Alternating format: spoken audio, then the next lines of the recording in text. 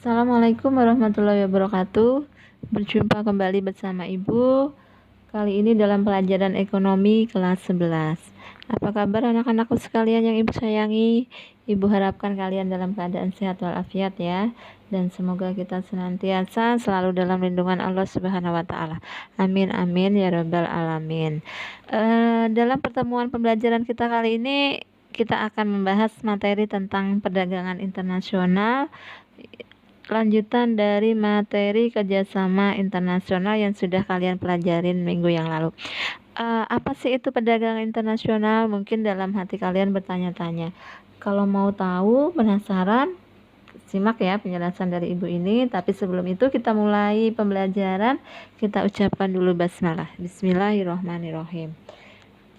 Baik, Ibu akan memaparkan mengenai perdagangan internasional itu sendiri. Perdagangan internasional mencakup beberapa poin ya. Salah satunya adalah mengenai pengertian perdagangan internasional. Kemudian teori perdagangan internasional. Teori perdagangan internasional itu ada dua, yaitu teori mutlak dan teori komparatif. Mengenai penjelasannya nanti kita simak sama-sama ya. Yang selanjutnya ada manfaat perdagangan internasional ya. Dan selanjutnya kita akan mengetahui apa-apa aja sih faktor-faktor pendorong perdagangan internasional. Mengenai pengertian dari perdagangan internasional sendiri, itu adalah perdagangan antara dua belah pihak yang berasal dari negara yang berbeda, berdasarkan pada perjanjian yang telah disepakati bersama.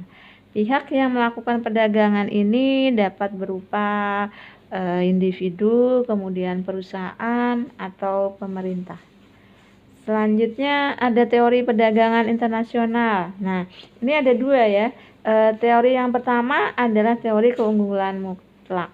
Teori ini menyatakan bahwa perdagangan internasional itu akan memberikan keuntungan pada negara yang dapat memproduksi dengan harga yang lebih rendah dibandingkan dengan harga yang ditetapkan di negara lain.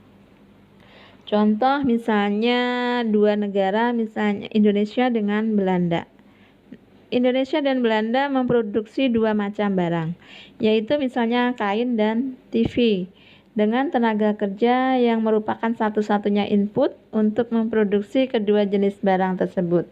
Misalnya Indonesia mampu memproduksi maksimum 90 yard kain per satu orang pekerja dalam setahun. Kalau semua pekerja yang ada di dalam negeri diperkerjakan di industri tekstil misalnya ya. Nah, maka akan mampu memproduksi maksimum 60 unit TV per satu orang pekerja dalam setahun bila semua tenaga kerja digunakan untuk memproduksi TV.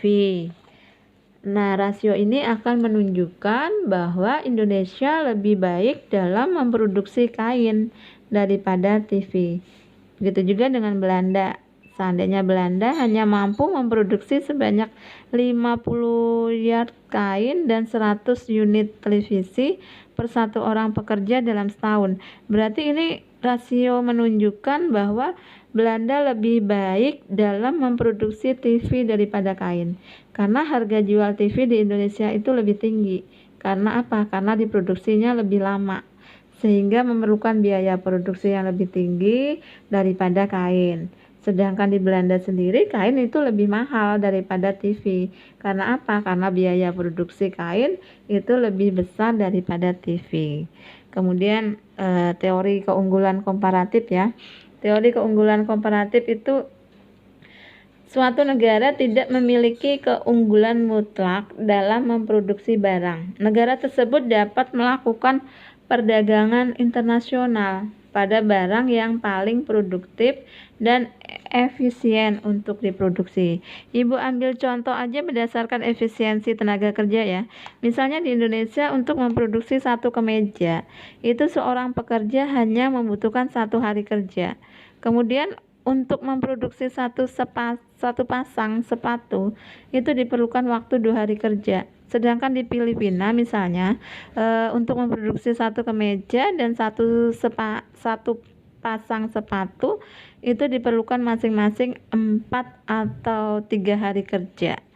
Berarti ini menunjukkan bahwa apa? Bahwa teori keunggulan absolut dari Adam Smith itu ya antara Indonesia dan Filipina tidak akan terjadi karena Indonesia memiliki keunggulan absolut atas Filipina untuk kemeja dan sepatu. Artinya Indonesia yang bisa mengekspor. Jika memang dalam perdagangan Indonesia tetap dilaksanakan, maka hanya Indonesia yang akan memperoleh manfaat dari perdagangan internasional.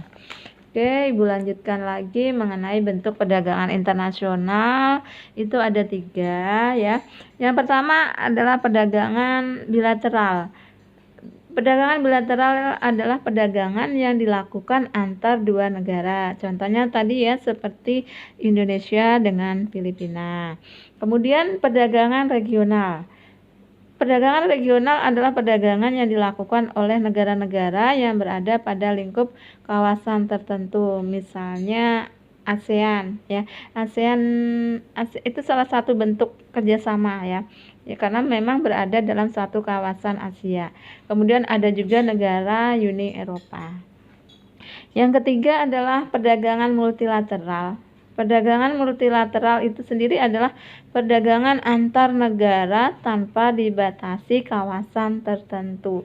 Jadi beberapa negara boleh bekerja sama dalam perdagangan multilateral karena biarpun mereka berada dalam kawasan yang berbeda. Lanjut pada manfaat perdagangan internasional ada 5 ya. Yang pertama, memperoleh barang yang tidak dapat diproduksi di negara sendiri. Masyarakat negara Indonesia contohnya dapat mengkonsumsi kurma ya, walaupun tidak dapat tumbuh di Indonesia. Yang kedua, memperluas pasar sehingga meningkatkan efisiensi produksi. Di sini dengan adanya perdagangan internasional, maka pasar untuk barang yang diproduksi di suatu negara akan bertambah sehingga akan meningkatkan skala ekonomi sehingga biaya produksi itu terhadap suatu barang akan semakin murah. Yang ketiga, memperoleh keuntungan dari spesialisasi. Misalnya negara A dapat memproduksi barang X yang juga diproduksi di negara B. Negara A dapat melakukan spesialisasi pada barang lain yang lebih efisien diproduksi dan mengimpor barang X dari negara yang B. Nah, yang keempat, manfaat selanjutnya adalah sebagai sumber devisa negara. Karena kita ketahui ini adalah salah satu sumber pendapatan negara juga ya dalam perdagangan internasional itu ya. Karena apa? Karena dengan menjual barang ke luar negeri, devisa ini akan menambah pendapatan suatu negara. Karena digunakan untuk membeli barang dari luar negeri yang digunakan untuk memenuhi kebutuhan dalam negeri. Manfaat yang terakhir adalah mendorong ahli teknologi. Karena dengan melakukan perdagangan dengan negara yang maju, maka negara berkembang dapat mempelajari teknologi yang digunakan sehingga mendorong peningkatan pengetahuan akan teknologi di negara berkembang. Selanjutnya ada beberapa faktor ya pendorong perdagangan internasional.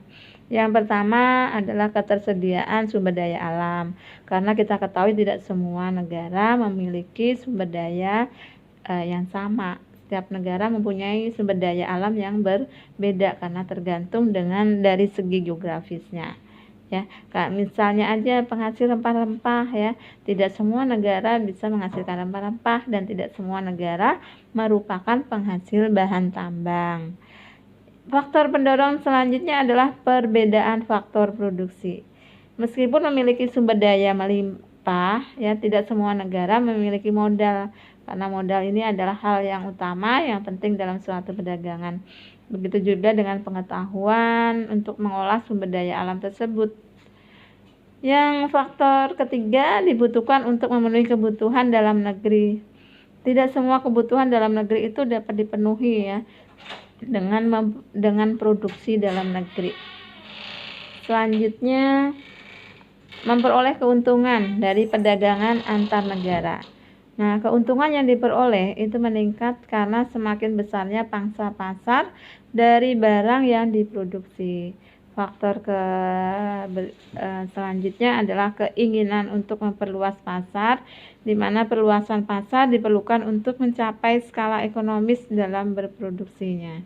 Dan ini adalah salah satu faktor yang pendorong ya dalam perdagangan internasional, agar dalam suatu negara itu bisa masuk dalam perdagangan yang bebas ya dengan negara-negara yang lain. Selanjutnya adalah keinginan melakukan kerjasama dengan negara lain. Itu adalah perdagangan internasional, di mana dapat menjadi salah satu cara yang dilakukan untuk mempererat hubungan dengan negara lain, sehingga kerjasama dalam bidang lain dapat tercipta.